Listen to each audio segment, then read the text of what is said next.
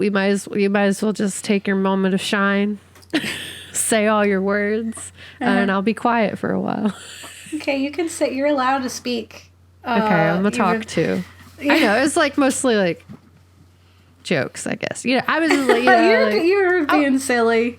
I'm gonna say so many words later. I might as well just for a second. / also still participate, but like, but in a minimal way.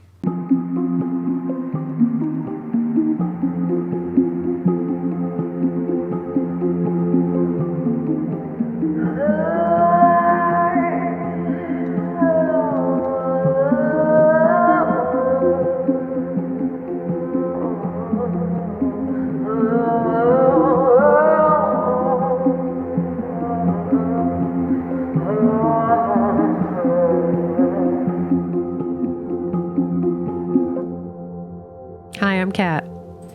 And I'm Gabe. And we're the Ghouls next door. And we're closing out our Good Ghouls Gone Bad series. Yeah, we're doing it. It's done. For now. For now. Right now, yeah. For the time being. We are the media analysis podcast from a horror lens where we explore the real life, psychological and historical reasonings behind our cinematic fears. Yeah. That is what we do. Mm-hmm. And we're revisiting twice this year. We have, now twice this year, have covered Jeff Barnaby. Mm-hmm. Who is from Canada and writes and creates content that is really traumatizing. But awesome. Mm-hmm. Mm-hmm. Very accurate description. I would say just like the reality is traumatizing as much as the media is traumatizing. So full disclaimer for my section, it's gonna get sad. Yeah. I mean, the movie is sad. The movie is also sad. His work is sad. And I've read some interviews with him and why that's the decision behind doing sad work, or writing sad stories. And I feel like with what we do, Jeff Barnaby is so in line with what we're looking for when we are trying to look for media that's trying to teach you something and also entertain you in an authentic and I don't want to say fun because it was stressful more than anything. I guess meaningful and intentional and then impactful. Lots of fulls. It's full of a lot. But it's all ultimately good. Yeah. Yes. Yeah. If you're listening to this, big fans. We are. I hope you enjoyed this as much as we enjoy your work. Keep on doing it. Because we love it. Yeah, I don't know. There's so much to say about this film, and when I get to my section, I really don't know if I even have all the things that I want to say in it, which is sad, but I'm going to try when we get there. It is super heavy, which is why our next series will be a lot more charming and fun. Not to say we won't cover heavy things, because that just kind of comes with horror as analysis territory. But it'll be a little less that, I think. If we're crying, we'll also be singing. That's the difference. So that's there will the be highlight. Music. There will be music involved, as there are musicals. Yes. So we'll be scared, but we'll be singing about it, which will be exciting. Which is fun. It takes you right out. I wish we could sing about this because it got me so sad. It started out immediately sad. So, I would say definitely one of our favorite directors. The other person that we covered twice this year is Joko Anwar, and I feel similarly where I'm just keep going. And there's another Joko that we need to cover. So Queen of Black Magic. So I'm gonna revisit them. So Jeff, if you're out there and you're listening, make another film so we can do it. Yeah. Do it. Do it. Make it. Kat, you have anything else interesting to say about this before I hop into cut it out? No, I'm gonna say a lot of stuff later, so I think you might as well just take your moment of shine, say all your words, and I'll be quiet for a while. Okay, you can say, you're allowed to speak. Okay, I'm gonna talk too. Yeah. I know, it's like mostly like jokes, I guess. You know, I was like, you're being silly.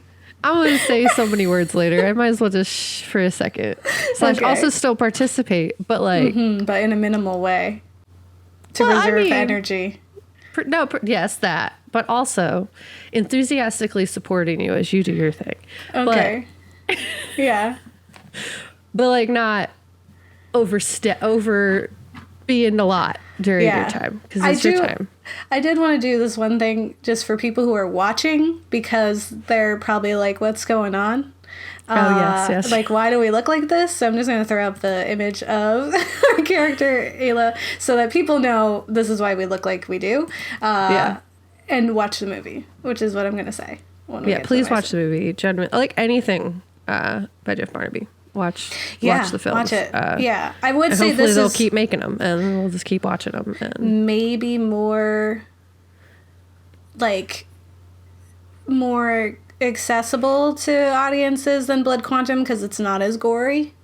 Yeah, that's true. The gore is slightly less. It's like quick. Any like violence or anything like that is quick. So it is not like Blood Quantum comes with a lot of like warnings about like just gore and like, because it's zombies and it's fun.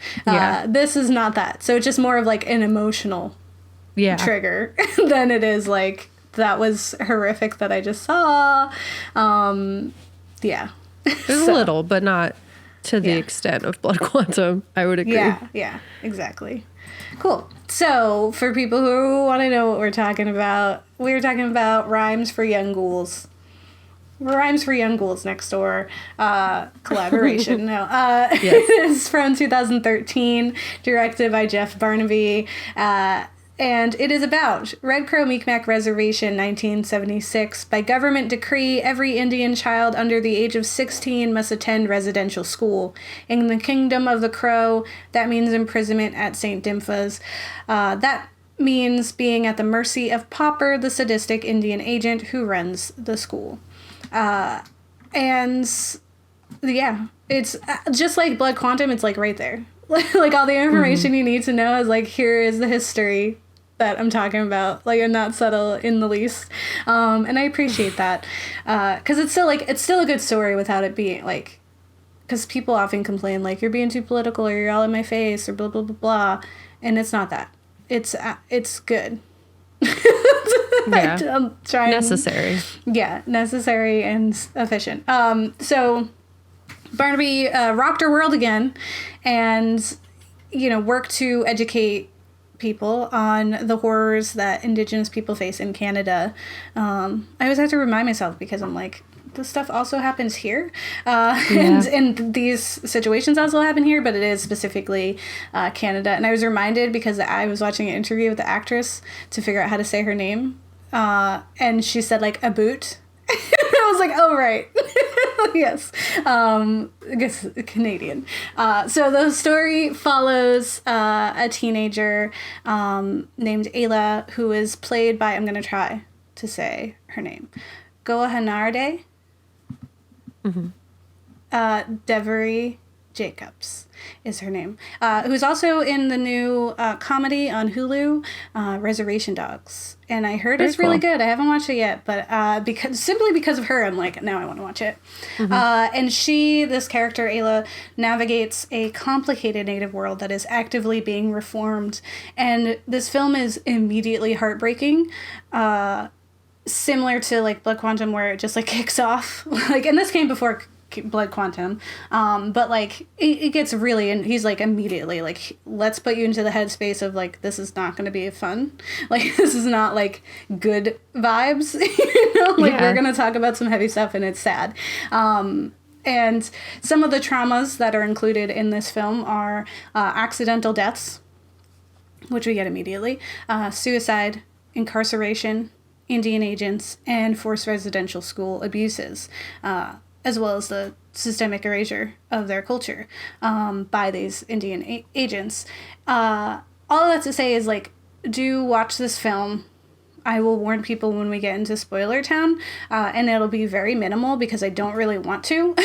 Because I kind of just, like, want to talk, like, there's so much to unpack without even spoiling it. So, Kat is going to dive in her section into the residential school horrors, but just to get a brief overview so that you understand, because that is the heart of what this film is about. I found this super helpful article in Film School Rejects in their Through a Native Lens column titled Rhymes for Young Ghouls and the Legacy of Residential Schools by Shay Vassar. And in it they say, residential schools were a common assimilation practice in the United States and Canada up until the 1990s. These institutions taught young Indigenous children the so-called correct ways to fit into white society and were thought to be a solution to the Indian problem. In reality, these residential schools were writ with malnutrition, overcrowding, and sexual abuse, on top of the pain from having one's culture stolen and erased. Yeah. So, vulnerable people being, conform to what is perceived to be normal or acceptable. And there's, like, a few, like, throughout, like, things that, made me think of other ways that America and, like, the structures have sought to oppress other cultures by deeming, like, whiteness as the normal, right? Mm-hmm. And then making other things the unprofessional or the odd one out or wrong. And I've read, a few articles just on the hair cutting alone. So, because I was like, I know this is something. And so with Blood Quantum, we had learned that the practice of measuring blood was used by the United States Department of Interior to commodify the racial identity of Native people as a means to avoid treaty obligations. With the residential schools, we discovered that was one of the ways the country sought to control what was considered Indian, and essentially strip people of that identity and make them quote-unquote normal. The legal program was sanctioned under the Indian Act, which has been active since 1876, and we're to this day still discovering what awful things happened in those schools, with bodies of children being found in unmarked graves as recent as this year. And Kat is going to go into those awful things, so I will talk about the film to warm you up instead. So, as I mentioned, our protagonist, Aila, has far from an easy life, but she is a bad bee. She still manages to hold, like, so much of the world on her shoulders. Throughout the film, there's commentary about how she isn't a teenager because she's been forced to grow up too soon due to the lack of parental figures and the aggressive world that simply won't give her a break. She takes many hits to the face. In fact, that's one of her rules, is, like, that you need to be able to throw a punch and take a punch, and suffers other abuses throughout from foe and friends. Like, people you trust, you can't trust. And even then, she doesn't even take it personally because she's like, nah, I get it. Life is really hard. You got to do what you got to do. In an interview with Jeff Barnaby in Muskrat Magazine by Jamae DaCosta, Jeff talks about the decision to have a female protagonist specifically, because in Blood Quantum it's male. So, and there was a lot to be said about that. And even still, he kind of talked about, like, the matriarchy of his people. So he says, "My nation is a matriarchal society, and paying respect to that archetype of a woman and the strength that is there, particularly in First Nations women, it's imperative for me as a First Nations man who loves his mom and loves his wife and loves his sisters to pay reverence to their struggle and their strength." I thought if there was ever a point in time that this residential school was going to crumble, it would have been in the 70s. It just made sense to me that to have a young Native girl bring this institution of ugliness to its knees. It made sense to me because First Nation women are the language and cultural keepers. They are the epicenter of our matriarchal society, which is cool. And I definitely felt that, like, she is, even at her young age, is holding things together. She is the one in control of, like, where's the money coming from. Like, it's an illusion for anyone else to think they have any power. And when her in the film, her father comes back from being incarcerated, and he has to kind of reconcile with the fact that she's this full woman now who's running everything, and that she's not what he thought.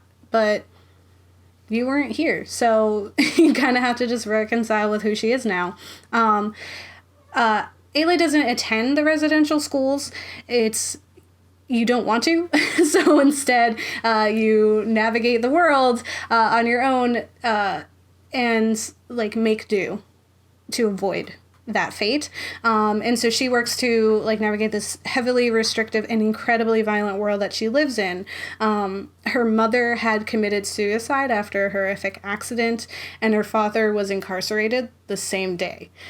So in that, and all because of the same thing, that's what happened to them, because trauma is processed differently for everyone. She finds companionship with a young boy who I imagine reminds her of her deceased brother. The beginning of this film sets the tone for the entirety of it with the brother's accidental death.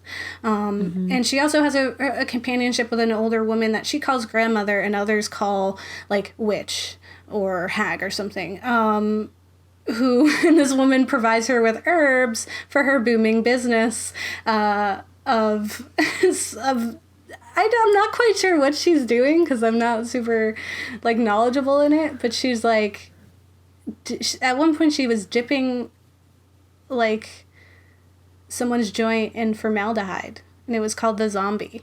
Like she like flavors and kind of chemists the joints that she sells to people.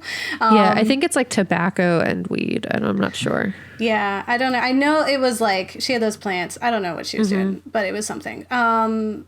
Anyway, she has a booming business.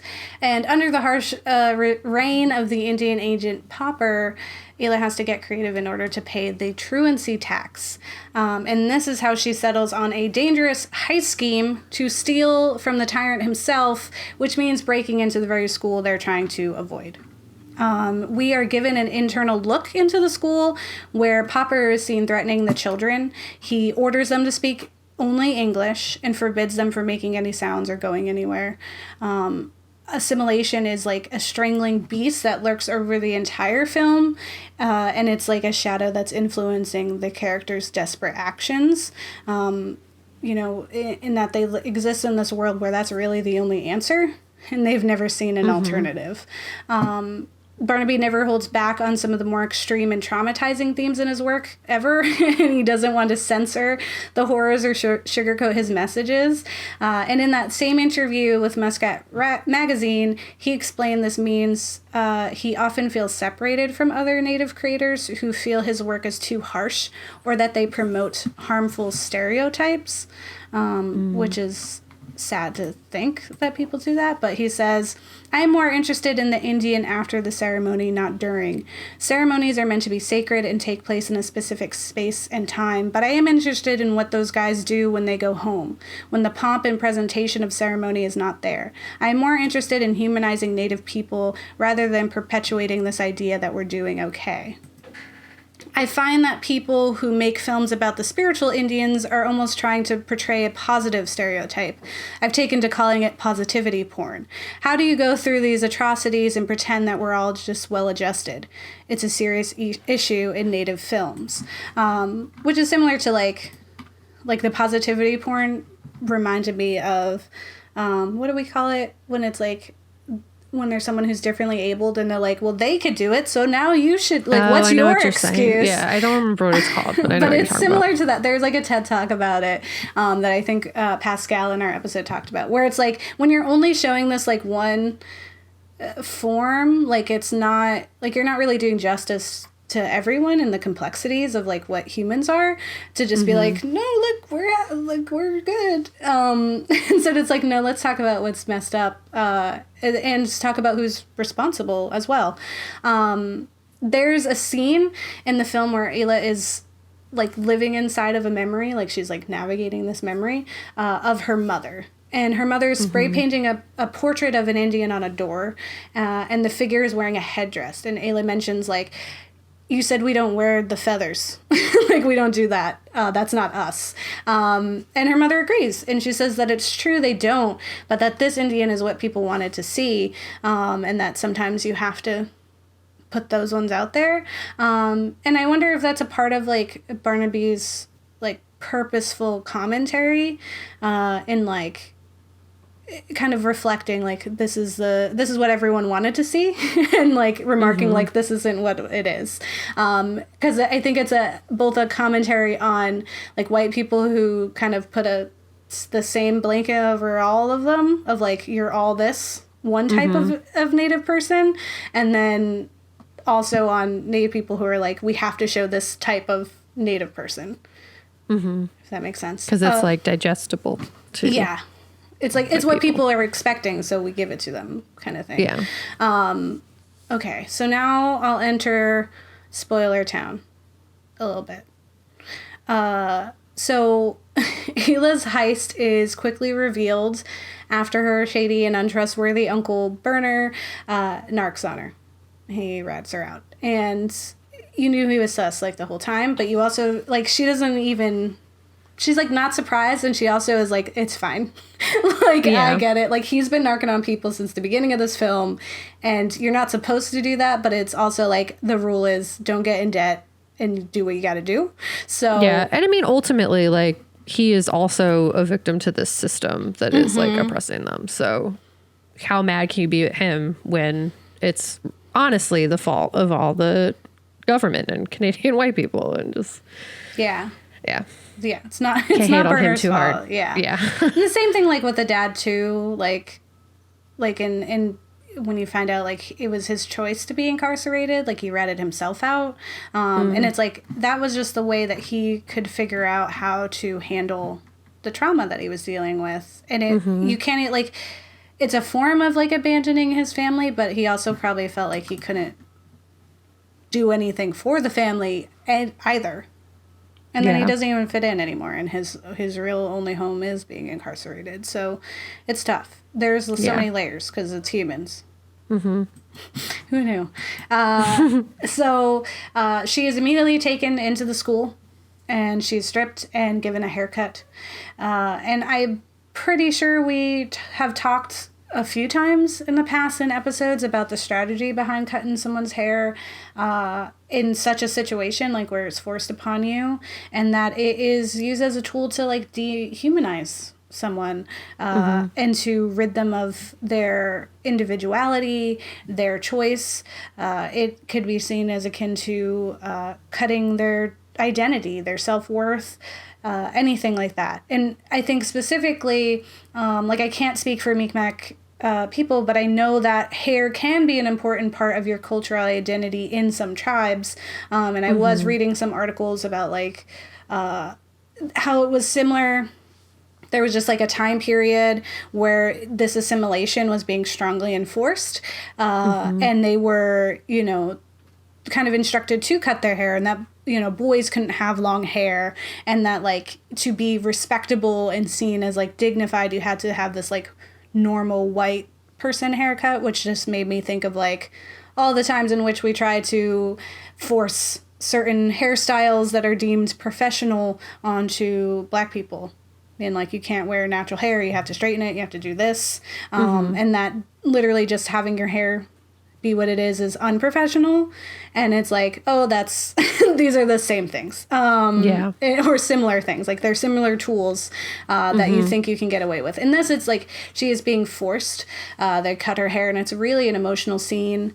It also makes me think of what's that film with Natalie Portman, V for Vendetta? I don't remember what it's called, but I know what you're talking about. Yeah, V for Vendetta, when they shave her head. Because it was literally like a tool. And I think we've even talked about it being used in like the Holocaust as well. Yeah, they had like entire rooms just filled with hair. Yeah. That they would keep, I guess. Yeah. For, I don't know. I don't know if it was like for wig creation or what, but yeah, that was like a thing that they would shave their heads like entirely. Because it also like, it makes you all the same. And like just strips you of any individuality. And if your hair does have, especially if your hair is tied to your cultural identity, like it's like no more, we took that from you. Yeah, I feel like we've talked about that before. And I think, you know, changing Aila's hair in this scene is another attempt to assimilate her and ridding her of another trait that makes her too Indian. which is what the school is there to do. And in his way, Barnaby wants to show the world the awful gash and the wound of colonialism. On the surface, Aila is seeking vengeance against the corrupt and inherently evil Pauper, but Pauper represents the structures in place that corrupted and infected her life and all of the other children's lives that she is essentially just living, right? And in this way, Aila is the champion for all of the children affected. And in the end, you know, it's kind of like a team up of another child who exacts revenge as well. And it's kind of like, I don't want to say it's a good thing because it's not. It's very traumatizing to have young people have to do this and be, you know, the heroes for themselves. But it's also kind of like nice to do to like have them be in power of their own destiny at that point. But it's also like they're very much children. And as much as like Aila has her life in control, like even when they're like she has her whole heist together, like she's still a kid. Yeah. Like, she still is very upset at the death of a friend and, like, you know, feeds the cat. And then has to, like, swallow that and do the next thing.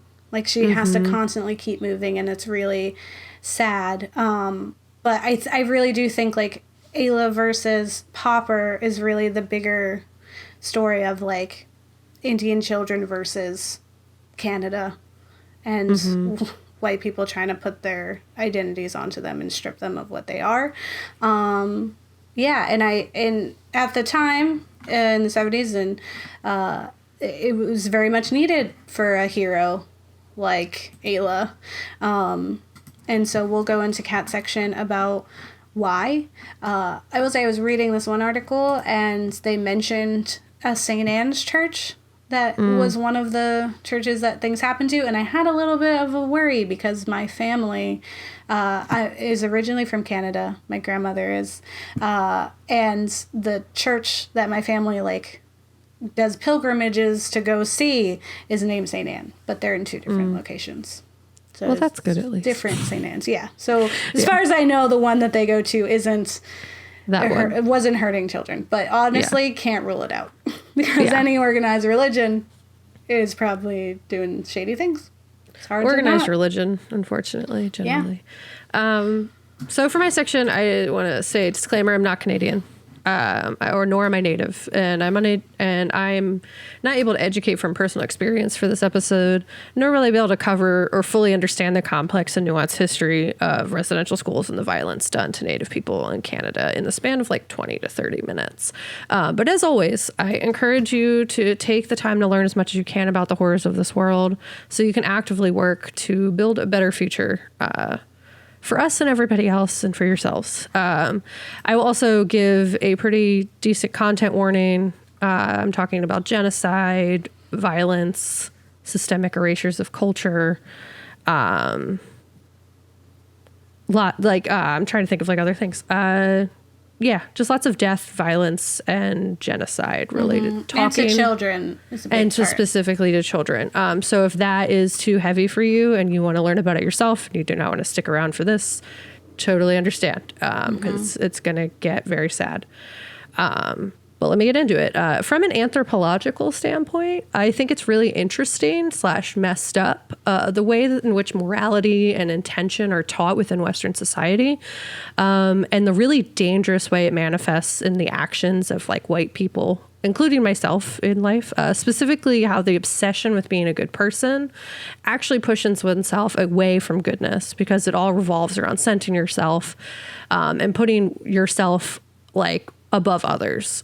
When you're so convinced everyone needs your help, you stop asking whether or not you're actually equipped to help anyone and whether or not your help is actually help at all. You stop asking whether or not your perception of help is actually damaging, and you absolve yourself of accountability when you focus on intention. So intention means nothing when your actions actually actively hurt others. I also think the problem with putting well-intentioned before the actions, the systemically damaging actions of white people, government officials, religious leaders, and others, is really like damaging. Sometimes the intention is literally what the action results in, i.e. systemic erasure and evidence and accountability through violence, i.e. cultural genocide, or genocide in general. Even if the results aren't what you intended, I think the intention has been manipulated to act as this like forgiveness guarantee when it doesn't work that way. And the forgiveness is not something we should require for doing better. The only positive use of well-intended for me can be used as a way for white people like myself to recognize and realize that they were only one step away from problematic or damaging actions, and that the line between good and evil is something we'll forever walk along, just because the reality of what history is. And that being a good person still means you have the capacity to do bad things. And whenever your intention was, whether you meant to or not, it doesn't really matter, because you still did a thing that hurt people. Impact over intention. Yes. Something that we kind of lived by here. In a book I read pieces of, because it's a whole book and I don't have the ability to read things over the span of a week. I read very slow. I plan to read it eventually, but it's called Unsettling the Settler Within Indian Residential Schools, Truth-Telling and Reconciliation by Paula Reagan. They go on into detail about the struggle within Canadian identity to recognize the true depth of violence that was committed in these schools, and like by Canada as a whole. For example, in the foreword of the book mentioned, Taia K. Alfred writes, Canadians like to try to imagine that they've always acted peacefully and with good intentions towards us by trying to fix the Indian problem, even as they displaced, marginalized, and brutalized us as part of a colonial project. Canadians do not like to hear that their country is founded through frauds, abuses, and violence perpetuated against the original peoples of this land. Canadians are in denial, in extremis. This stems from Canada's taught history of being peacemakers, of having better, less violent relations with Native communities than their American counterparts. The reality being that many Canadians feel absolved from the actions of their ancestors, as well as their passive neglect of the issues done by themselves, ignoring the reality that the last residential school closed in 1996, and that many Natives living today experience violence from these schools in their lifetime.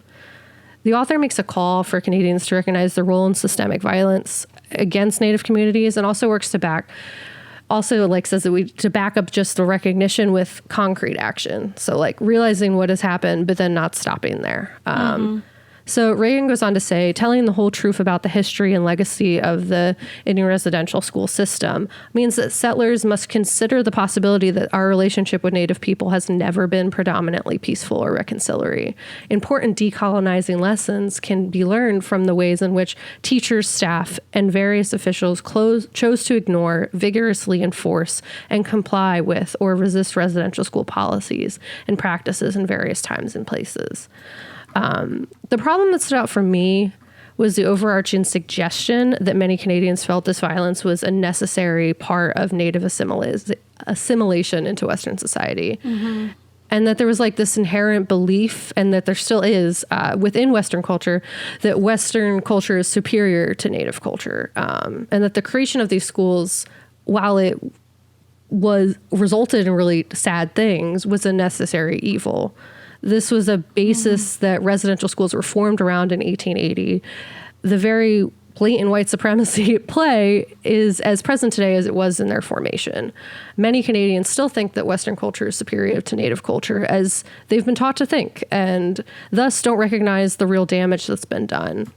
Ultimately, many Canadians realize that like the deaths were bad, but don't see the problem with the existence of the schools overall and the violence of this white supremacist thinking.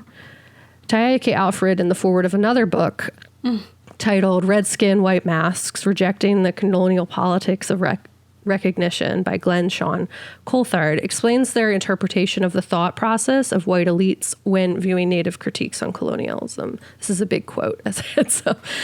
Then things changed. The mouths of natives started opening by themselves. Brown voices still spoke of the whites' law, democracy, and liberal humanism, but only to reproach them for their unfairness and inhumanity.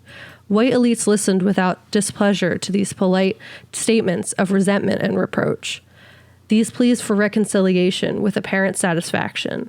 See, just like we taught them, they are able to talk in proper English without the help of a priest or an anthropologist. Just look at what we have made of these backward savages. They sound like lawyers.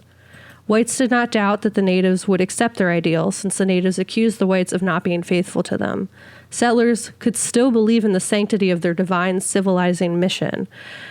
They had Europeanized the natives. They have created a new kind of native, the assimilated aboriginal. The white elites took this all in and whispered quiet between themselves over dinner, as good progressive persons of the postmodern world would. Let them cry and complain. It is just therapy and worth the expense. It's better than giving back the land. And I thought that quote specifically like really stood out. And in that book as well, there's a line about basically how the creation of characters like Popper came to be, and like how children who performed well in these schools were basically taken aside and put into positions of power, and like kind of used to further hurt their own people because they were so disconnected from the culture, and rewarded for it essentially, by like white elite people. That it kind of created this inherent feeling that they were still above and could benefit from the system.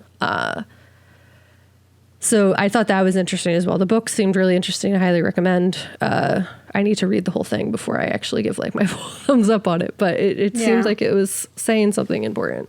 So what exactly happened in these schools? We went into it a little bit in Gabe's section, but I'll kind of give a little more of an overview. The residential school system operated cultural genocide with its purposeful attempt to erase all aspects of native cultures. Students at these schools were taken far away from their families and homes and forced to embrace Catholic religion and Western cultural practices. Kat, hold on. Do you want to drink some water? Yes. Yeah, do that and then start back up at so what happened. Okay. Just because I can hear you and I want to make sure you're okay. Yeah, I was like talking really fast.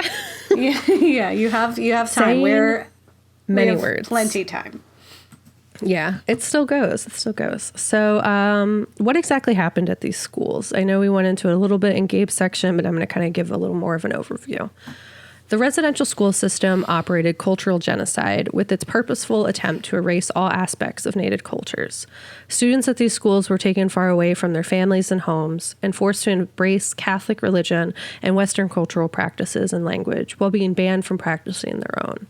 Students were given numbers, forced to have their hair cut short and wear uniforms. Boys and girls were kept separated, and even siblings were not allowed to interact with each other. Jeez. Any violation of these rules were severely punished and often resulted in deaths. The cause of these deaths ranged from outright violence to intentional neglect, often from the conditions of the dorms and the overcrowding of rooms that resulted in illnesses like tuberculosis and the flu to spread quickly. In addition to illnesses, many deaths were caused by fires or accidents that happened frequently. Sexual and physical violence were also widespread and caused many deaths, both directly and by suicide. On a website called Indigenous Foundations, they outlined some of the ways in which children were punished and abused in these schools, arguably with state and church officials fully aware of the abuses and tragedies taking place.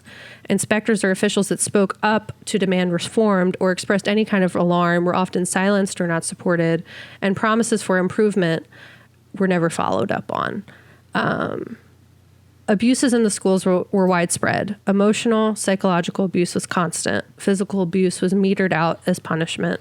And sexual abuse was also common. Survivors recall being beaten and strapped. Some students were shackled to their beds. Some had needles shoved in their tongues for speaking their native language. These abuses, along with overcrowding, poor sanitation, and severely inadequate food and health care, resulting in a shocking death toll. In 1907, government medical inspector P.H. Bryce reported that 24% of previously healthy Indigenous children across Canada were dying in residential schools.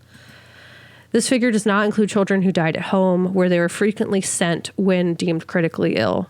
Bryce reported there's anywhere from 47% on the Pagan Reserve of Alberta to 75% from the Feel Hills boarding school in Saskatchewan of students discharged from residential schools that died shortly after returning home. So the numbers that we were able to find in terms of like how many children actually died. In the film, it obviously shows like the cruelty and the violence, not to the extent of the quotes, thankfully, just because that would have not. It would have been just really psychologically stressful for any audience, but specifically, I think Barnaby's goal is to like make media that both Native people would want to see, and that would kind of feel very re-traumatizing, I guess is the word. There are many flashes to mass graves, much like that is being discussed in Canada today, as the number continuously grows higher and higher. The number I was able to find for identified bodies is 1,300, but a 2015 report showed over 4,000 children had died while at residential schools, so it's likely that that number will continue to grow as the investigation continues. In an article from the New York Times titled Canada's Grim Legacy and Cultural Erasure in Poignant School Photos, written by Ian Austin, he outlines that Indigenous communities believe the remains are some of thousands of youth, currently estimated to range from 10,000 to 50,000, who went to the schools and never returned home, known as the missing children. Something that really hit me is that the parents of the children were often given no explanation for the loss of life, and bodies were rarely returned to families. Their children were stolen and never returned. While Canada has pledged $321 million to support survivors of residential schools, as they should and should give more, that is just a Band-Aid on a wound that needs stitches. In addition to the money, Canada as a whole needs to actively work to deconstruct the superiority complex that it's developed and accept that like money is not a cure. Nor will it be a guarantee of forgiveness. I feel like there's like no amount of money that can bring back the loss of culture and life that's taken place. Nor should it like be expected. Because I feel like lots of people who I've witnessed on TV expressing sadness about this are doing so. Like I believe that they're being genuine, but I don't think that there is a full realization of what's happened, kind of like in what I was speaking about before, and that like a lot of people recognize like the death piece was horrible, but don't necessarily recognize that the erasing of the culture. Yeah, the erasing of the culture, and like specifically like the inherent just white supremacist viewpoints at play that like are very much just like, yeah, that happened and it was awful, but we're not going to give anything back.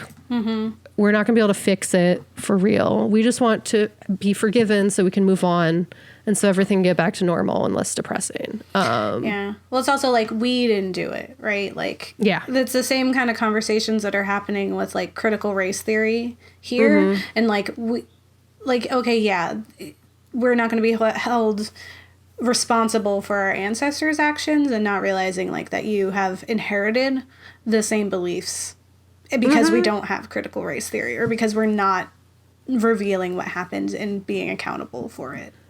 Yeah, and I guess there's also just like a disregard for the fact that this stuff is like still happening in a sense. Like for specifically because it was 1996, some of the people who were still in charge likely were around when these residential schools were in play. And like either willingly chose to ignore what was happening because it was inconvenient to their lives, or that just like didn't know but didn't care enough to try to look. It didn't directly impact them.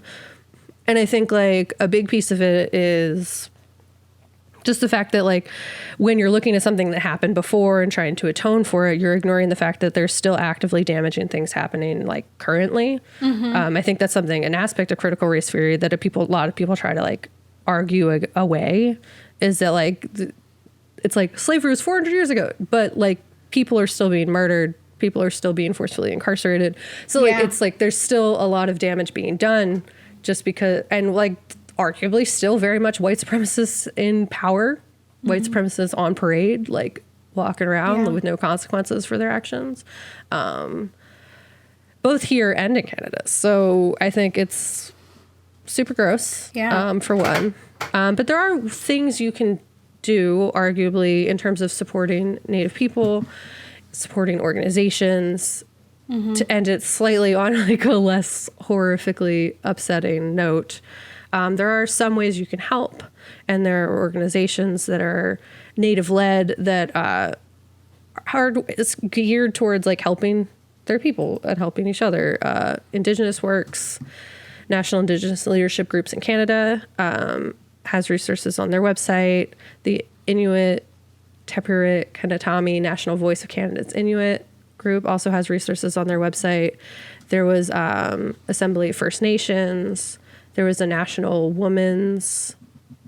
Indigenous Women's Vote website, and a Legacy of Hope website.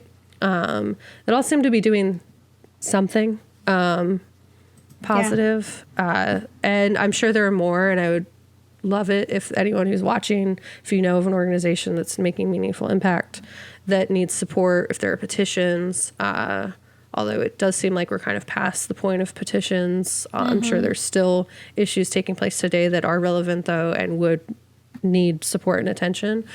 Please drop the links in our comments so that we can spread the word, make sure that people know about what's happening, and also so there's like actionable next steps. Because I mean, obviously, we don't live in Canada here for the Ghouls. We do live in America, where similar things have happened. Arguably just as, if not more violent, towards Native people. So I'll also look around to see if there's like resources specifically for here. And I've also seen things on TikTok in terms of like, not that TikTok is necessarily a reputable news source, but we're still going to mention it, that there's lots of things happening in for Southern Native people as well, that need attention.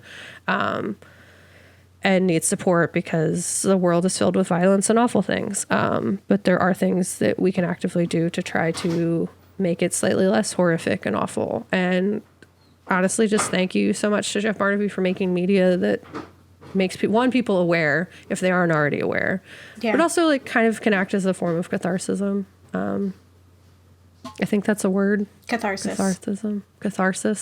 Yeah. Catharsism isn't a word, I don't think, but catharsis. Yeah. Yeah. I think because, a big part of this, you can pay money and, like you said, it's a Band-Aid, because people still lost so much of their culture and their identity because it was forced on them. So like thinking of like, who's left who doesn't have that tie, and it's similar to Blood Quantum of like we are trying to take away and convert this idea and who you are into what we deem is the right way to be, and so like how are you going to fix that? And also thinking of all of the children that are lost, like you can't get those back, and those families are forever changed. There was potential and ability and they're all gone. And it's heartbreaking. And I, like you said, I thank Jeff Barnaby for making films like this because they constantly educate us, because we always look into it, right? We're digging more into it. We will have links to things in our show notes, so you can check out some of those interviews and other reviews of the film and information, as well as links to where you can get the books if you're interested in learning more. And of course, ways to help. In the Seer and the Unseen, there was some resources for current activists who are working to make a difference. So I'll be sure to include those as well, that are here in America. So because there's like, we're finding there's so much more to do. And I think that this film is like digestible enough and still shocking and stressful enough that you can still learn from what is going on and be upset. Yeah. And I believe it was made in 2014. Is that correct? 2013. 13. And just the fact that like the headlines specifically are so relevant specifically in Canada today because they're finding all of this stuff. It's like he knew that was going to be happening. Yeah. Soon. And even still, like, holding back. Like, we do see that mass grave, right? But it's, like, it's quick. Just like the violence, like, the death of her brother was quick. So it's, like, you're just, like, wait, hold on. And it makes you ask questions, and I think that's great. And so, again, I'm very appreciative of his work and work like his that are looking to highlight issues but still be something that's entertaining that you like want to finish, right? Like you want to get through. Yeah. You want to know. And the characters are amazing. Yeah, so that is our, Good Ghouls Gone Bad. Closing it out with rhymes for Young Ghouls Gone Bad. So, very heavy. This series has been very heavy, as often happens with us, where we're covering things and we're like, oh, it hurts. This is a lot for us to deal with. And so next month, and for 2 months, so into the spooky month, we are going to be covering horror movie musicals or horror musicals. Musicals that are horror in theme, to be a little more fun. But they're still, again, as horror does, is going to cover some things that are complicated and messy. We're going to have really great guests on to talk about the media as well. So definitely stay tuned. Make sure you're subscribed to us. And definitely, as always, you can leave a comment. You can, shoot us an email, theGhoulsNextDoor@gmail.com, to let us know what your thoughts are. If you have suggestions for what we should cover when we kind of circle back around to inevitably another cultural round of episodes, because people are still putting in work. There's still media out there being made to educate you and entertain, edutain you. And I'm sure there's like lots of other films that exist that cover Native issues. So if you know any filmmakers that are making such that we just haven't gotten to yet or haven't heard of or seen, please share. Because, yeah, for sure. The more we learn, the better, honestly. Yeah. Or honestly, even if it's just like Native people having a nice time, that's also... Yeah, we'd love to watch that too. Lovely to see. Even if it is the like positivity porn or whatever, I'll take some of that like in between this heavy stuff, right? Like I'm a little thankful for them sometimes. And Jeff Barnaby, if you're listening, we'd love to talk to you. So let us know if you're interested in that, because we'd love to talk to you. Maybe one day we'll talk to you. We'll talk to Joko. We'll talk to all the people that we love. And just it'd be less questions and more of like, you're amazing. Thank you for existing. Thank you for working so hard to get your stuff out there, because it's absurdly challenging, right? Like the expectations for non-white men creators is ridiculous. And it's just like, it's sad, because it just means that the world suffers from not having those stories. And after a while, like, we're just ending up with the same ones, and it gets tired and uninspired. So, give more voices out there. Cool. Yeah. Any other thoughts, Kat? I guess, like, if there's a thing that you know about and you're like, I think that wasn't that bad, maybe unpack and think about why you think it wasn't that bad. Yeah. And the inherent, specifically with this issue, white supremacist viewpoints at play, so that maybe if you are savable in terms of being a not horrible person, that you do some realizing and kind of, just never just question things and think about things and the reasons for the things and why they are the way that they are and why you think the way that you do, and just always view media critically, think about things critically, develop that skill, because as sad as it can get, it is very necessary and will make the world a better place, ideally, hopefully. Yeah, absolutely. Optimism. Yeah. Don't think of it as like it's an attack on you. Instead, like, whenever I learn of something or I have to rethink or like relearn or unlearn, it's like, usually I'm just like upset that was like, that I was led to believe that. Right? Like it's never like I'm awful because of this. It's like, oh, it's awful that was what I was told and what I was, learned, educated to think. And that education was like intentional, like that they made you think that was a thing for. It's like insulting, if anything. Like I'm angry that that's what it was, and so then I want even more to not do that, and to like go against it. So don't make it like it is an attack on you and your character if you are putting in the work to unlearn those things and to be better. Then it's not, right? We all were taught that. We all were put in this, and we're all experiencing these different things. So take the time. Yeah. It's kind of like the explanation of trauma. It's like, it's not your fault that trauma happened to you. It is your responsibility to heal from it. Yeah. So it's not your fault that you were taught horrific and white supremacist ideologies. It is your responsibility to unlearn them and do better. Yes. And so do that. Yeah. Learn more. Check out, like I said, our show notes. Listen to our episodes. Be inspired. Watch this film 100%. Watch all of Barnaby's films and then some. And let us know what you think. And we'll see you next week. Yeah. Don't get married. They'll eat your kids. They'll eat your kids. Yeah. Yeah. Yeah, they did. All right, well...